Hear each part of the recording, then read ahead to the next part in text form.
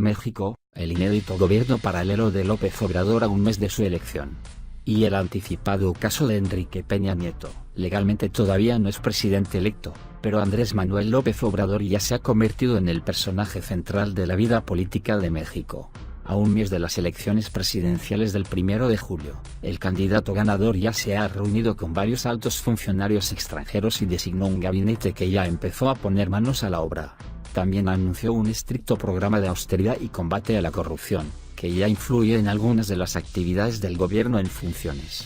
Todo sin haber sido declarado presidente electo, pues el Tribunal Electoral del Poder Judicial de la Federación aún no concluye la calificación de los comicios. Es el trámite legal antes de declarar a AMLO, como se conoce en México al candidato, el ganador oficial de la contienda. Pero eso no ha sido obstáculo en estas semanas para que López Obrador, quien está supuesto a tomar posesión hasta el 1 de diciembre, marque la agenda del país. Coinciden analistas.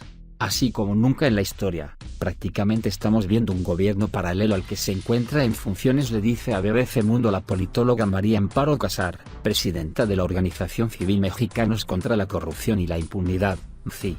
Esta transición está siendo inédita en muchos sentidos. López Obrador acapara todos los reflectores, fija la agenda todos los días, ha habido un hiperactivismo en términos de medidas y propuestas, afirma. Nuevos tiempos, pero la intensa actividad de López Obrador no es lo único inédito en el país. Tradicionalmente, después de las elecciones presidenciales, el candidato ganador mantenía un bajo perfil, incluso después de ser declarado presidente electo. Y en el periodo de 5 meses entre los comicios de julio y la toma de posesión el 1 de diciembre, el equipo del triunfador se dedicaba fundamentalmente a preparar su plan de gobierno. También se mantenían algunos encuentros con los colaboradores del gobierno en funciones. Pero eso ocurría después de septiembre, cuando el Tribunal Electoral entregaba la constancia del presidente electo. De estas reuniones se conocía poco, casi siempre por filtraciones a los medios, y eso incluía a los miembros del nuevo gabinete, cuyos nombres se revelaban 1 o 2 días antes de iniciar el nuevo gobierno. Ahora es distinto. AMLO anunció su gabinete desde diciembre pasado, y desde entonces solo ha hecho un cambio. Designó como futuro secretario de Relaciones Exteriores al exalcalde de Ciudad de México Marcelo Ebrard, en lugar de Héctor Vasconcelos, quien fue elegido como senador. Días después de la elección, el presidente Enrique Peña Nieto se reunió con López Obrador en el Palacio Nacional, la sede del Poder Ejecutivo. El candidato ganador también sostuvo un encuentro con 30 de los 32 gobernadores del país, a quienes presentó su nueva estrategia de austeridad. Este mes también hubo espacio para reunirse con una delegación de alto nivel del gobierno de Estados Unidos, encabezada por el secretario de Estado Mike Pompeo. Y recientemente hubo un encuentro con la canciller de Canadá, Chrystia Freeland. En todos los casos se informaron detalles de los temas abordados. Se habla de lo que ocurre en esas reuniones, es otra cosa que jamás habíamos visto en la historia de México, subraya la politóloga Casar. O caso presidencial. Pero más allá de los inéditos encuentros, algunas decisiones de López Obrador empiezan a impactar en proyectos y estrategias gubernamentales.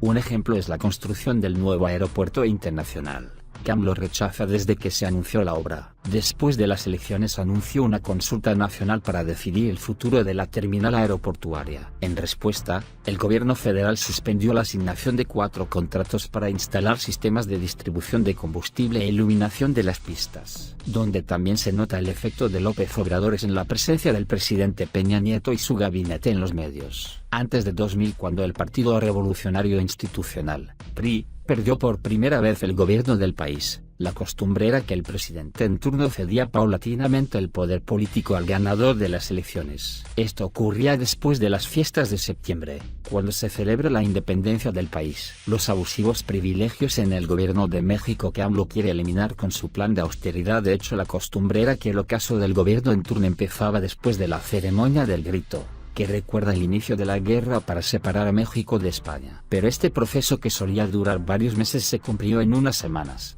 Coinciden especialistas. A Peña Nieto le buscarán cada vez menos, prácticamente está desaparecido de los medios.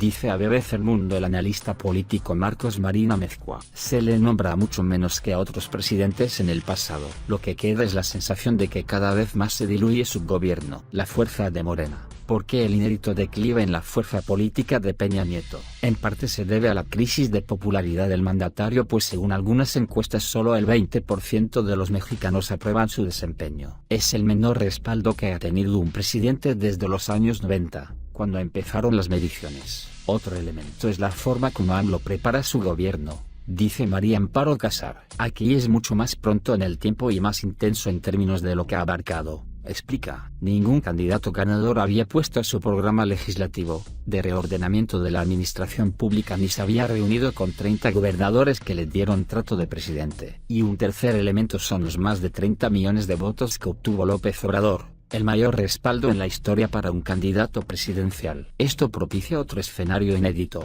dice el analista. En otros momentos de transición, como en 2000, los partidos perdedores formaron alianzas y controlaron la agenda legislativa. Por ejemplo, la mayoría de los gobernadores eran del PRI, lo que en parte ayudó a ese partido a recuperar la presidencia hace 6 años. Pero hoy el escenario es otro. El Movimiento de Regeneración Nacional, Morena, que postuló a AMLO, obtuvo el control en 19 de los 32 congresos locales, y tiene, además, mayoría en el Senado y la Cámara de Diputados. La nueva legislatura empieza el 1 de septiembre. A partir de ese momento podrían concretarse algunas de las propuestas y modificaciones legales que propone López Obrador. El gobierno paralelo que ahora cobra forma empezaría a concretarse, dice la especialista Casar. Morena como partido puede introducir a partir del 1 de septiembre las iniciativas que el presidente ordene. Explica, ahí vamos a ver ya el gobierno paralelo de una manera que no vimos en las anteriores transiciones.